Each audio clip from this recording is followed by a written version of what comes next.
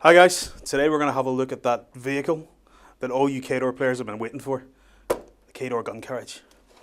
So I'll give it a quick whiz under there so you can have a look at it.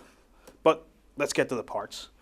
Well, it's got this new large size base, 120mm across. You know what a base looks like, but it's really very big. And we have, of course, a card. There we go. And there we go. But what do you get in the box? Well, first of all, you get another box which contains all your parts. There's one of those plastic, like oyster packs that goes in here that holds all your metal bits, and then you've got your one resin piece and one sort of plastic resin piece. So we'll have a look at them first. Here's the body of the beast. As you can see, it's big. Now it's in that grey, what looks to be grey resin. Now it might be that it's the same sort of plastic resin, just dyed a different colour. I'm not honestly too sure, I couldn't tell you. But sometimes there's a bit of flashing around the base here that might need to be cut away, and you need to be a bit careful with that. Just although this bit is going to attach to the base of the model. And speaking of the base for the model, that's this part here. If you have a look under here, this area here is where that area there is going to plug into, basically down like that. Now, of course, in order to do that, you're going to need to remove these bars. So this bar here and this one here need to be clipped out carefully. These little bits then look like sort of suspension, which attaches to the bottom of the other piece. And then you get the connecting bar here and a bit of stuff underneath. As you can see, there's a wee bit of flashing on this that needs to be taken off, but nothing that can't be just pulled away. I say the major part is just these two bars. So just be careful with those whenever you're trying to clip them. But metal pieces then. There's metal bits to this too, because it's a composite kit. It's resin, plastic, and this stuff here. Now, again, this isn't plastic, although we call it resin plastic. It's not plastic, so you're going to need super glue to stick it, not your plastic glues. You're definitely going to have to use super glue on the whole model. Okay, so we get our horse pieces. Now you get two horses which are identical, but of course they go in opposite directions. So here's one horse, and then we get the other part. And basically that guy just plugs together. I say there's two identical pieces. One goes on one side, one goes on the other side. They have these little lugs for connecting to this piece of the undercarriage. So other than the horses, we also have our wheels, and there are 4 wheels.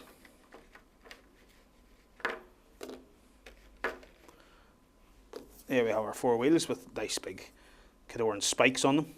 If you have a look inside, you'll see that the wheel actually doesn't have any sort of lug or anything for locating the joint. So basically, whenever you're sticking this on, you're going to have to check to see if it fits.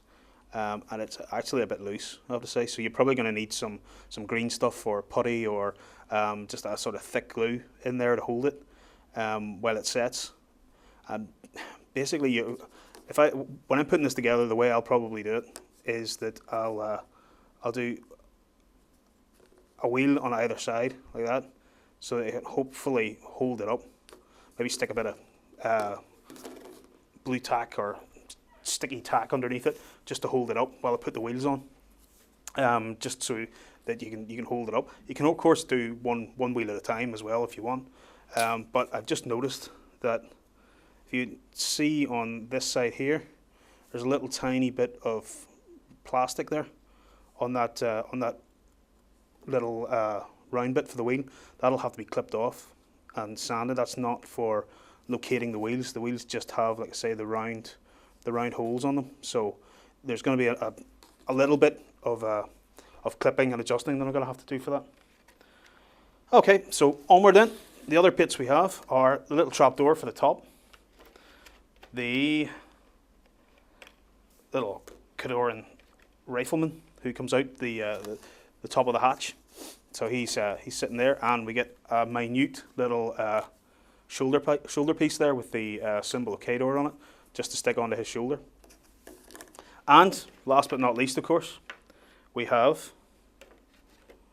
our guns. So these are the big cannons that stick on the side of the gun carriage, and that basically are what it's going to do to try and mess up your opponent.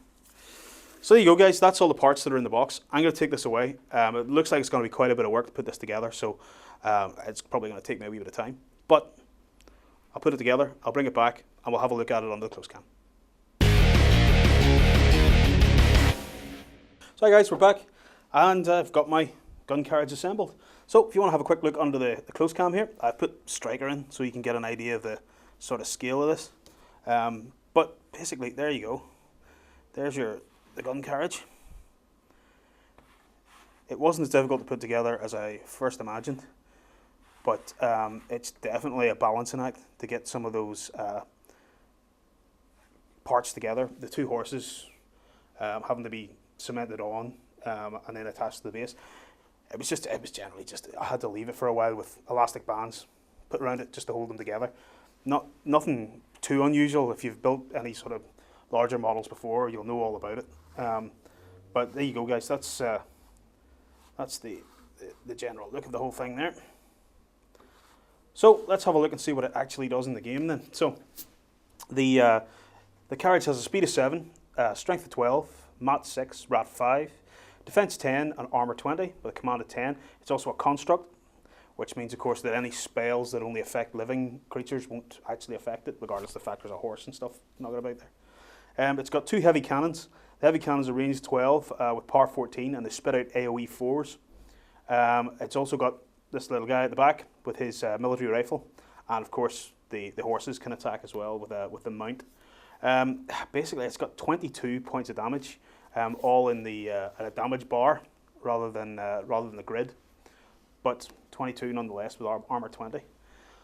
But what can it do? Well, we'll start off first with just what the mounts can do, because if you've seen any of the other cavalry, then you'll know what the mounts can get up to. Basically, they get knockdown on their attack and trampling hooves. Trampling hooves just means that they can charge, and you can charge and make an attack with your horse. Knockdown, of course, is if something gets hit, it gets knocked down, and that's par 12 on the mount. So that's its melee attack for the whole gun carriage. So other than that, the gun carriage's abilities, well, let's go and do the guns first, because it's the actual abilities of the gun carriage itself that really make it stand out. It's got the military rifle from this guy with rear attack. So when declaring and resolving attacks with this weapon, so that's his rifle, this model's front arc extends 360 degrees. So basically, he acts like a turret, so he can shoot everybody all around and in any direction. And that's a par 12, isn't it? Sorry, par 11 military rifle. So range 10, par 11 on that. Other than that, of course, we get the big cannons, the 2 cannons on either side, and these are heavy cannons with a range of 12 and a par 14. But what do, guys? Well, they create a crater. So it's AoE. The AoE is rough terrain and remains in play for 1 round. So whenever you fire and if you miss and deviate, you're going to create a bit of rough terrain. Similar, if you land on top of somebody, it creates a bit of rough terrain. Now, that's all right. It's not brilliant, but it's at least a nice effect on the weapon. AoE 4 is big enough that if you landed it somewhere, in a small gap or something like that, you could effectively plug the gap. But basically, all it's going to do is it's going to hit whatever it is you're firing at and slow it down, and hopefully slow down. If you hit a unit, it's going to wipe out a whole chunk of unit and slow down hopefully the rest of the guys. But, and this is where it gets interesting, the gun carriage itself has power attack trample. So this big beast can make trample attacks, which of course, as we know, just means running over guys like Striker. That's 120 mil base. That's a lot of small based infantry that you're going to get underneath that to attack with your trample. That's pretty impressive for a melee attack, and with a speed of 7, you're going to get quite some speed up to go and attack with that. But other than that, it has a weapon platform. This model can make a melee and ranged attack in the same action. When this model makes its initial melee attack or a power attack, it can also make its initial ranged attacks.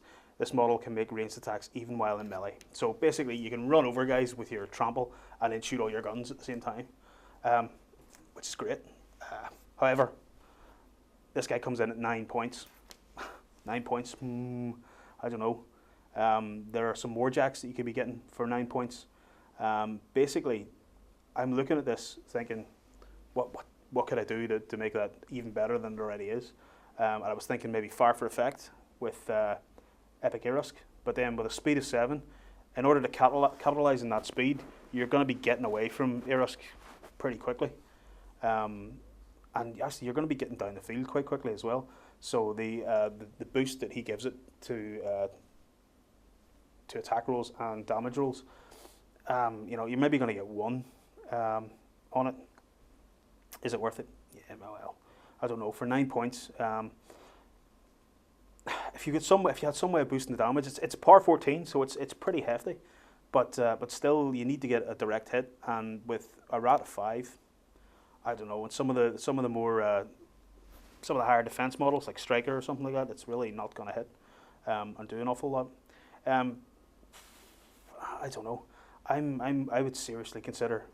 I mean, it's taken up a similar sort of spot to something like the Destroyer, and the Destroyer as a warjack with a bombard is probably just a bit better because you can boost its accuracy. I don't know. I'm tempted. I'm tempted to run it and see exactly what it does against big infantry swarms of guys. It's going to be really nasty with that trample and a massive base. It's just going to hoover up enemy infantry, but for actual ranged attack and damage, I don't know. It just seems to me far too anti-infantry in a game that, let's face it, has lots of big warjacks in it. I don't know. Tell me, you guys, now that you've seen what this is like, what do you think? Why don't you drop a comment below and tell me what you think of the Khador Gun Carriage?